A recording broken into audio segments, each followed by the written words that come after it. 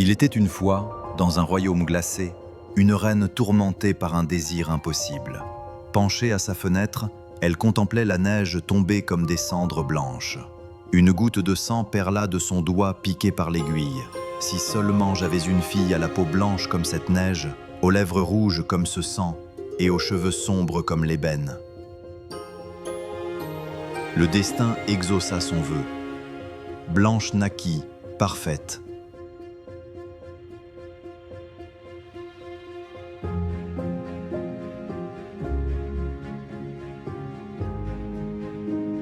Mais la reine mourut en couches, emportant son unique désir réalisé.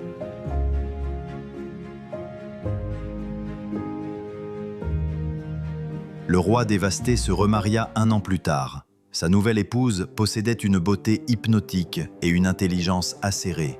Tout, sauf la capacité d'aimer. Son cœur était un désert gelé où ne poussait qu'une obsession. Être admiré, adulé, envié. Dans ses appartements trônait un miroir enchanté, confident et juge impitoyable. Chaque matin, elle y cherchait sa validation. Ô miroir des vérités cruelles, qui dans ce royaume surpasse toutes les autres? C'est vous, Majesté. Aucune beauté ne rivalise avec la vôtre. Ces mots étaient sa drogue, son oxygène. Les années passèrent, Blanche grandit, gracieuse et bonne. Elle possédait cette lumière naturelle qui éclaire sans effort. Les gens se retournaient sur son passage pour capturer un peu de son rayonnement. Un matin fatidique, le miroir prononça la sentence qui allait tout détruire. « Reine, vous êtes belle encore, mais Blanche éclipse désormais votre éclat. Le royaume chuchote déjà son nom. » Le masque de la reine se fissura. La jalousie la dévora comme un feu noir, consumant tout. Elle doit disparaître. Elle convoqua son garde-chasse. « Emmène-la loin dans les bois, perds-la dans les ténèbres, et ramène-moi son cœur comme preuve. » Mais face à Blanche tremblante, le chasseur sentit quelque chose se briser en lui. « Cours, jeune fille, cours et ne reviens jamais. La reine t'effacera plutôt que d'accepter de vieillir. »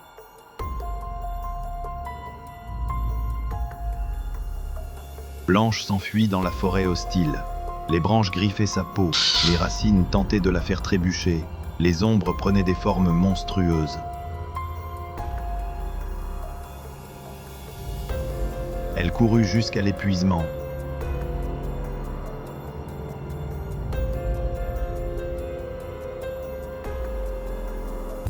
Jusqu'à trouver refuge dans une maisonnette perdue. Elle poussa la porte de bois et découvrit un intérieur étrange et réconfortant. 7 petites chaises alignées autour d'une table rustique. 7 tasses de tailles différentes posées sur le bois patiné. 7 lits minuscules, parfaitement rangés côte à côte. Exténuée par sa course folle dans les ténèbres, tremblante de peur et d'épuisement, elle s'effondra sur le plus grand des lits. Ses yeux se fermèrent malgré elle, ignorant encore qui habitait ces lieux. Lorsque les 7 nains rentrèrent de la mine, ils découvrirent une scène inattendue. Une jeune femme endormie dans leur demeure. Ils s'approchèrent avec précaution, intrigués et attendris par cette mystérieuse visiteuse.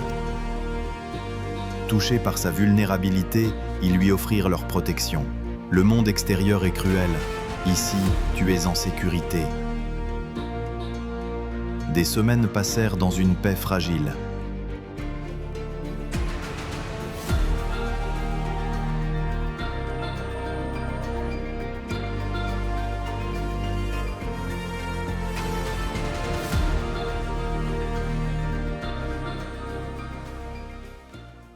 Mais la reine consulta son miroir.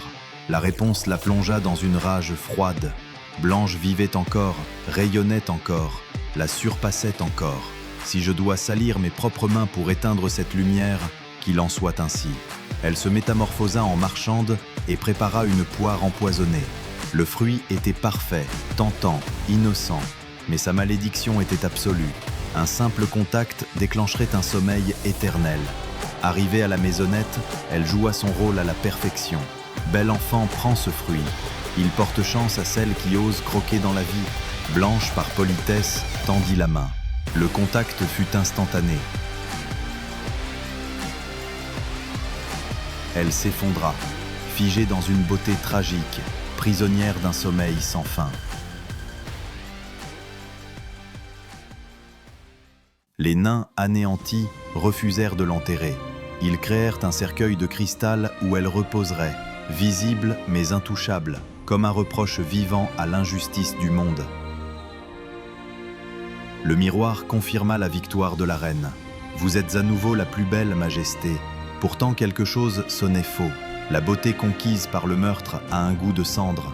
Un jour, un prince en exil aperçut le cercueil lumineux. Il s'approcha, fasciné non par la beauté physique de Blanche, mais par la paix qui émanait d'elle. Il posa sa main sur la sienne et une larme sincère tomba sur le cristal. L'amour véritable, donné sans attente, brisa le sortilège. Blanche ouvrit les yeux sur un monde qu'elle croyait perdu.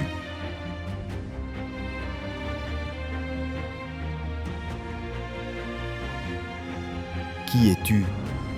Quelqu'un qui comprend qu'on peut être brisé et se reconstruire. Viens, le monde a besoin de gens comme toi. Leur union fut célébrée comme deux âmes rescapées qui choisissaient ensemble d'affronter l'avenir.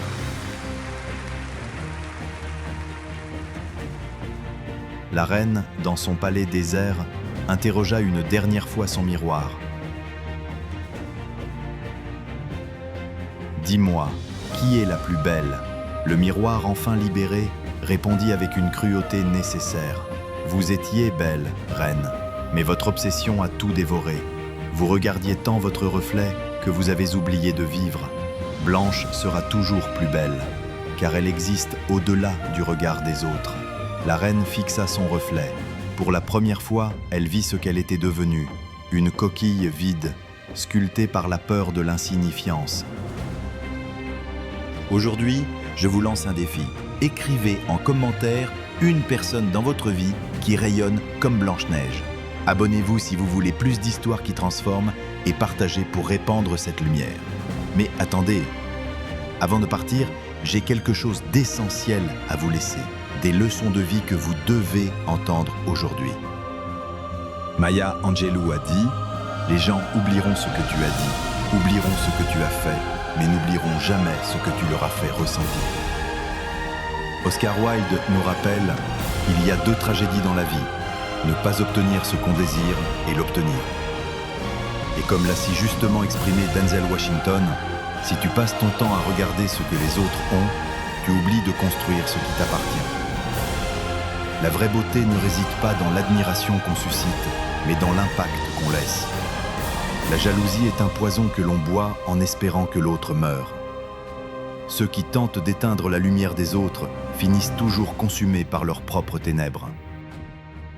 Vis pour rayonner, pas pour éclipser.